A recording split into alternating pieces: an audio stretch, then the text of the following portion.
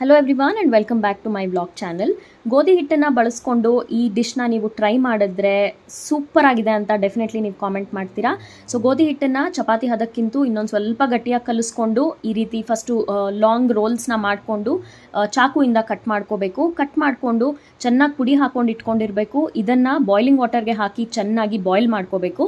ಈ ಕಡೆ ಒಗ್ಗರಣೆಗೆ ಒಂದು ಸ್ವಲ್ಪ ಎಣ್ಣೆ ಇಟ್ಕೊಂಡು ಸ್ವಲ್ಪ ಬೆಳ್ಳುಳ್ಳಿ, ಸಾಸಿವೆ ಜೀರಿಗೆನ ಎಲ್ಲ ಹಾಕಿ ಬೆಳ್ಳುಳ್ಳಿ ಹಾಕಿ ಅದನ್ನು ಚೆನ್ನಾಗಿ ಬಾಡಿಸ್ಕೊಂಡು ನೀಟಾಗಿ ತೊಳೆದು ಹೆಚ್ಚಿಟ್ಟಿರುವಂತಹ ಮೆಂತ್ಯ ಸೊಪ್ಪನ್ನ ಹಾಕಿ ಅದನ್ನು ಬಾಡಿಸ್ಕೋಬೇಕು.